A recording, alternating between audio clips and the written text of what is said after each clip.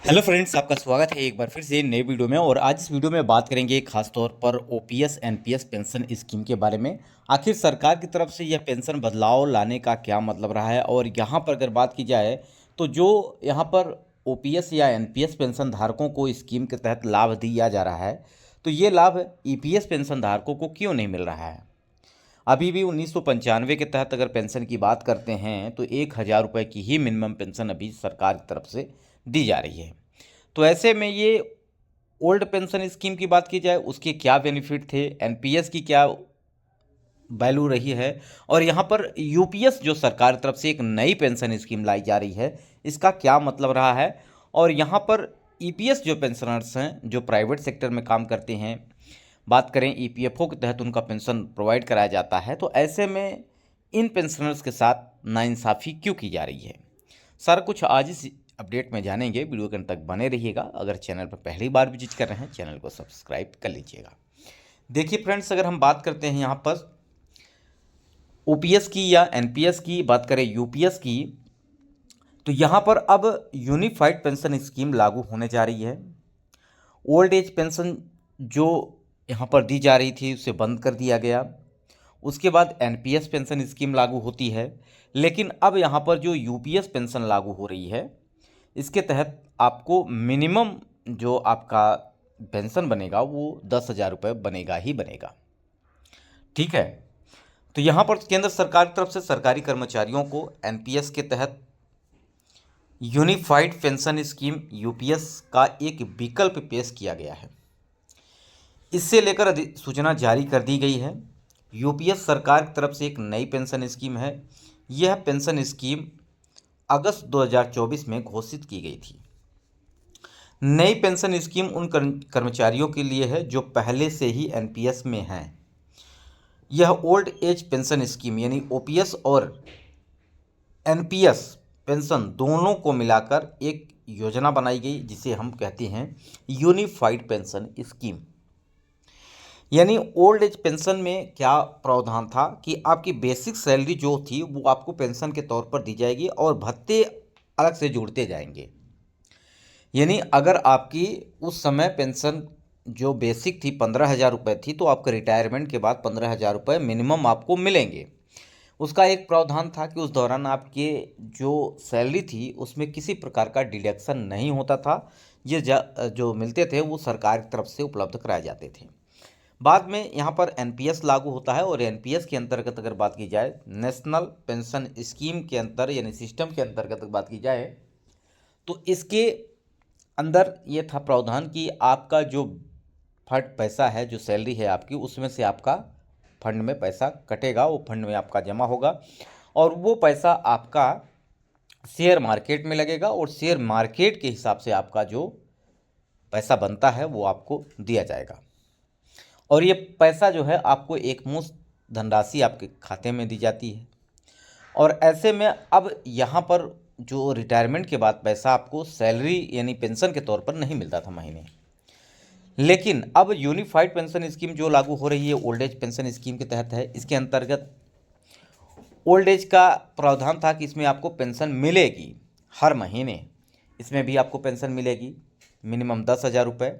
साथ ही साथ आपका ज़्यादा अगर बेसिक है तो उसके अनुसार ज़्यादा पैसा भी आपको यहाँ पर बनेगा, उसी अनुसार से यहाँ पर डिवाइड किया जाएगा। तो इसमें एनपीएस में भी पैसा कटता है, उसमें जो यूपीएस पेंशन स्कीम लागू है इसके अंतर्गत भी पैसा काटा जाएगा। ठीक है। तो ये प्रावधान है, दोनों को मिक्स यहाँ पर रखा गया है। इससे कर्मचारियों को एक निश्चित पेंशन मिलेगी। सरकार का कहना है कि इससे कर्मचारियों को रिटायरमेंट के बाद अच्छा जीवन जीने में मदद मिलेगी, क्योंकि यहाँ पर अगर एक साथ पैसा आपको मिल भी जाता है तो वो पैसा ज़्यादा दिन टिकता नहीं है, वो पैसा कहीं ना कहीं खर्च हो जाता है। लेकिन अगर हर महीने आपको कुछ ना कुछ पैसा मिले तो आप ज़रूरत के अनुसार हर महीने अपना खर्च चला सकते हैं, और इसमें आगे आने वाले समय में किसी प्रकार की समस्या नहीं होगी। इसको यहाँ पे ध्यान रखते हुए सरकार की तरफ से यह प्रावधान लाया गया। अटल बिहारी वाजपेयी सरकार एनपीएस पेंशन लेकर आई थी। यूपीएस पेंशन 21 साल पुरानी एनपीएस व्यवस्था में बदलाव का एक प्रतीक है। यूपीएस पुरानी पेंशन स्कीम और एनपीएस के फायदों को मिलाकर बनाई गई है।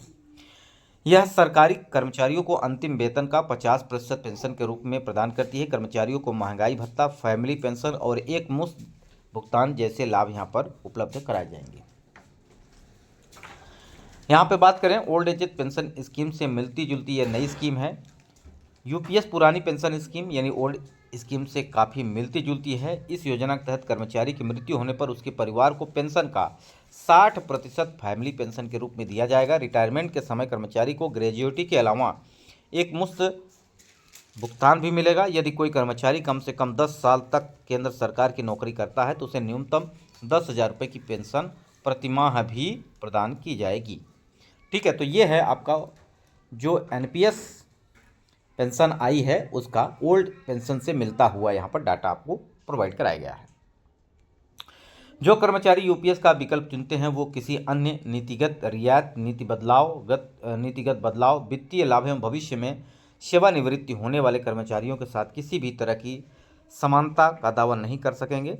यूपीएस चुनने वाले कर्मचारियों को रिटायरमेंट फंड में 2 हिस्से होंगे। एक व्यक्तिगत फंड जिसमें कर्मचारी का योगदान और सरकार का समान योगदान होगा। दूसरा फंड होगा पूल फंड जिसमें सरकार का अतिरिक्त योगदान यहाँ पर होगा और जो आपको यहाँ पर मिलने वाला है। सरकार ने पहले घोषणा की थी कि एनपीएस के तहत आने वाले सेवानिवृत्त कर्मचारियों को भी यूपीएस के दायरे में आएंगे। अधिसूचना के अनुसार पेंशन फंड नियामक एवं विकास प्राधिकरण यह तय करेगा कि यूपीएस चुनने वाले सेवानिवृत्त कर्मचारियों को एनपीएस के तहत मिलने वाली राशि के मुकाबले कितने अतिरिक्त राशि दी जाएगी। ठीक है, तो ये अभी घोषणा करने की बात कही जा रही है। अब हम बात कर लेते हैं यहाँ पर ईपीएस पेंशनर्स यानी ईपीएफओ के अंतर्गत जुड़े हुए पेंशनर्स की। अभी प्राइवेट सेक्टर में अगर आप काम कर रहे हैं, प्राइवेट सेक्टर में कोई आपका परिवार रिश्तेदार काम कर रहा है, तो अगर उनसे आप बात करते हैं तो उस दौरान आपको पता चलेगा कि यहाँ पर सरकार की तरफ से और आपकी तरफ से यानी जो कर्मचारी है उसकी तरफ से और सरकार की तरफ से यहाँ पर कुछ पैसे जमा किए जाते हैं। आपकी बेसिक सैलरी का इसमें 12% आपका जमा होता है और वहीं जो 12% होता है उसमें 2 भागों में पैसा जमा होता है। एक पैसा है कि 8.33% और एक पैसा है जो आपका है वो है आपका 3.67%। अब ये पैसा जो है यानी आपका सीधे ईपीएफओ में जमा होता है और उस दौरान आपको पैसा सरकार की तरफ से जो पेंशन दी जाती है वो आपको यहाँ पर 3.67% के हिसाब से दी जाती है। और यहाँ पर कुल पेंशन का यानी आप यहाँ पर 12% ये और 8.33% ये टोटल पैसा आप यानी 70% आप पैसा निकाल सकते हैं। लेकिन अगर 10 साल तक आप नौकरी कर लेते हैं तो उस दौरान तो यहाँ पर केवल 70% निकाल पाएंगे। अगर 10 साल से पहले आप रिजाइन कर देते हैं, नौकरी छोड़ देते हैं, तो उस दौरान आप यहाँ पर 100% भी पैसा निकाल सकते हैं यानी पेंशन का भी पैसा निकाल सकते हैं। लेकिन अगर आप 10 साल तक नौकरी कर लेते हैं उस दौरान आपको ये 3.67% पैसा आप नहीं निकाल पाएंगे। आपको 58 साल की उम्र के बाद यहाँ पर पेंशन मिलना शुरू होगी और जो अभी पेंशन दी जा रही है वो मात्र 1,000 रुपया दी जा रहा है और 1995 के तहत यह पेंशन प्रावधान किया गया है। अभी भी इसमें पेंशन को बढ़ाने के लेकर बहुत सारे विवाद चल रहे हैं, बहुत सारे प्रदर्शन चल रहे हैं, बहुत सारी कमेटियां बनी हुई हैं जो यहाँ पर बात कर रही हैं पेंशन को बढ़ाने की, लेकिन अभी सरकार तरफ से इसमें कोई पक्की मुहर नहीं लगी है।